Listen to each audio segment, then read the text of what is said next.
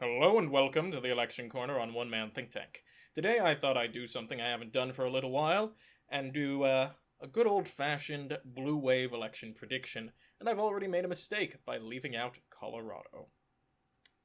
So, here in front of you, you have the 2020 Senate election map with, for some reason I filled in Alaska and didn't fill in Colorado. I must be having a little brain fart. But these are always fun to do. Now, this is the best the Democrats can do in the Senate. Like, by far and away, let's say they have a blue wave. As such, I've taken my prediction for last week, the August week 3 prediction, which is valid for August 20th to the 27th, I think. 21st to the 21st to the 28th. That's what it is. Time flies during coronavirus, except it doesn't, and everything exists in a void. But 28th? 21st to the 28th. I don't. Whatever the last Sunday is, the day it was uploaded to, tomorrow. There you go. But always fun. So I filled in all the states from that prediction that are going blue, because naturally, if the Democrats are sweeping, they win all of these states. If they didn't, I think I'd need to probably reevaluate my predictions. But let's have some fun. This is a nice little brain teaser because it really shows you how great the chances of the Democrats winning the Senate are, especially if Biden does well. Now, as you can see, the Democrats actually already are coming in with 50 votes. So Biden wins the presidency, Democrats take the Senate. So Republicans only stand to lose here. Yeah, it's that bad for them. So let's start off with the basic wave states, the ones that are on the edge and everyone's kind of expecting them to go. We're talking Montana, Iowa, Kansas, and Georgia. Georgia's Maine. Everyone expects these to go. They're all the likely tilt Republican states that could flip to the Democrats, could flip to the Republicans, but Montana, Steve Bullock, just right close to the edge, gonna win. In Iowa, Greenfield, Ernst is doing incredibly poorly in her election and is liable to lose. I'm actually thinking it's probably going to be blue, but we have to wait till Saturday for all of the polls to come out and double check that. Kansas, Marshall's right on the edge. He has not improved his numbers. In fact, I'd argue he's actually losing support because we're seeing his opponent gain it. And Georgia's special main election, it's the next most likely one to go for the Democrats, honestly. We're seeing Ossoff polling incredibly well, mid to high 40s. And Perdue polling mid to high 40s. He loses some support, it's over. Georgia's Maine flips, and then, Republicans are going from a position to a bad one, and it's only going to get worse for them. Let me tell you that, folks. So let's do the next state to flip, which would be Alaska, which is actually a state that would remain the same. Doug Jones is running a frankly remarkable campaign for a guy who is probably going to lose. And he's holding his own and in Alabama, so naturally that means he's polling high 40s while his opponent's in the 50s.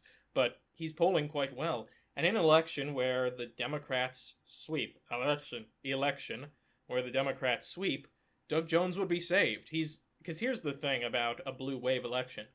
It doesn't cause people who have sunk to suddenly start floating. It takes people who are barely below the water, currently scrambling for air, and gives them a nice undercurrent that pushes them to the surface. That was probably a poor analogy, given the fact that if there was an additional wave and you're drowning, you'd probably go deeper. But imagine he's got, like, floaties. So there you have it. Then we go over to the good state of Texas, which would also flip in this election. Now we're getting into the states where the Democrats really need to pump in the water, but still not impossible. Texas is a state that nearly flipped in 2018, and like I said, if this was Cruz O'Rourke in 2020 with Biden for the presidency, Texas would be in the tilt blue category. But it's not, and Hagar is doing her best in the state, but Cornyn is milquetoast enough. He's currently above. But milquetoast doesn't save you in an election where people have turned on your entire party. In fact, it actually is more likely to doom you. Unique personalities are more likely to survive an election than, let's just say, the people who put their heads down and don't please anyone. Like what happened with the Democrats in the Senate in 2018. Every conservative Democrat lost, except Manchin, because he was unique and people know who Joe Manchin is. That's kind of what saved him. Georgia's special election. In this case, the Democrats get enough votes where they're buoyed up to, frankly, in my opinion, this is they win in the primary vote. The Democrats get barely above 50% of the vote, which means there's no follow-up election. The jungle primary ends there, just due to votes being split. Another state Democrats would win would be South Carolina, a state I long since counted out for the Democrats, has now entered into their territory. And that's just due to one big key factor. Jamie Harrison is an amazing candidate. He is polling incredibly well, and Lindsey Graham has managed to basically take his foot, stuff it into his mouth, and slowly begin swallowing it. That's how badly he's doing. We do not have any recent polling from there, unfortunately, but the polling shows Jamie's doing well enough, he could take the seat. Speaking of taking seats and being buoyed, this is one I'm a little bit less confident in, but I believe it would happen. Kansas. We already went over Kansas. Kentucky. Good old Kentucky, home of Mitch McConnell. In fact, this is a good use for the drowning analogy. Amy McGrath is currently pushing on McConnell's shoulders, trying to push him under the water, and is failing. She's polling well, but McConnell's polling better. And she's not running a very good campaign. However, if people go, well, I just am against the Republicans, because that's really what a wave election is, where people abandon individual for party. And it usually means a good chunk of people flip from one party to another, or there's mass turnout for one party. And that is the type of thing that would help McGrath and sink McConnell being the face of Republicans in the Senate. A blue wave coming down and pushing his head under the water just enough for McGrath to win. And lastly, we have Alaska. This is a race where the incumbent Republican Sullivan is polling incredibly poorly, while his opponent with nominal name recognition is polling incredibly well. We're talking incumbent Sullivan at low 40s, high 30s. That's bad. While his opponent is mid to high 30s. And now this, in a mainstream election, of course, this doesn't change Alaska much. But in a blue wave, that's how your opponent wins, especially because he's an independent in Alaska who's basically running on get out of my yard, which should be the national motto of Alaska. But otherwise, Democrats don't really have a chance in these remaining seats. But I would like to make three big exceptions about how they don't have a chance, because theoretically they should have a chance in these states, but they kind of absolutely abandoned it. But given the fact that they're walking out of this with a supermajority, which means they wouldn't even need to abolish the filibuster, like, that type of power doesn't come easily. You have West Virginia, where the Democrats, if they had, I think, and this is my personal opinion, if Ojeda had run, like an actual campaign, not one of his Ojeda campaigns where he shows up for 10 minutes, realizes he has to put work in, and then leaves, but had run a real solid campaign, he could have won this state. He polled really well, won state senator after failing to win the House of Representatives seat, got decent name recognition in the presidential campaign, and then announced he was running for Senate like a month before the primary, after his opponents had been running for a while, and you had a person who seems like she's becoming perennial candidate, Paula Jean Swearengton, polling poorly, but with her support and like a good tour from Manchin, this state could be in the Democrats' column, but it's not. Down to Mississippi, where you have Espy running against Confederate flag lady, can't remember her actual name, but he could have won this. He could win this state, but that would require a lot of investment from the National Party that they should be and are putting into states like Alabama, South Carolina, and the like. Mississippi manages to be the odd man out of the Democrats putting money in, and it's too late now to really pump it up.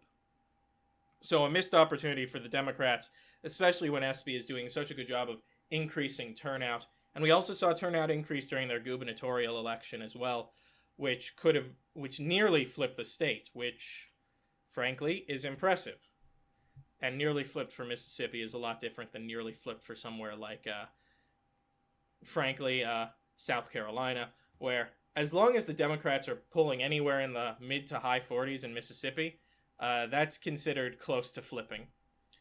And lastly, we have Louisiana. I love to harp on Louisiana because the Democrats keep taking it and ignoring it. It could be an amazing state for them and another chance for them to have a real pickup in the South, because right now they're focused on these four. They've taken Virginia. They're about to take North Carolina. They're on the verge of that. They're breaking in Georgia. They're kind of getting Florida, and they've realized South Carolina and Kentucky could be in play. Louisiana is the next one on that list because they've got New Orleans. They vote 90% Democrat. There is a Democratic governor in Louisiana. If they just focused on the get out to vote in like Baton Rouge and doing some good outreach at the state level, they could take Louisiana. But they don't. So, like, if we were in a void right now, and I just said, here's if the Democrats just ran good candidates in every state, here's where they could win, it would be, these three states would also be on the board. I like to always harp on Nebraska could flip if they really got Omaha, Lincoln out, but that's not going to happen for a while. Those are heavily white suburban districts which don't go for the Democrats. But this could be what the Democrats had, but they didn't go for those three states, so c'est la vie. Speaking of c'est la vie, if you like the video, don't know how that connected, but c'est la vie. Drop a like down below and also leave a comment. I love to hear your guys' opinions. They will even sometimes affect my own standing on the channel, pointing out things I missed or accidentally got wrong.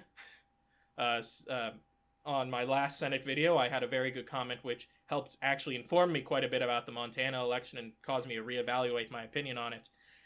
So much so that I think it's actually going to be changed in my upcoming video tomorrow.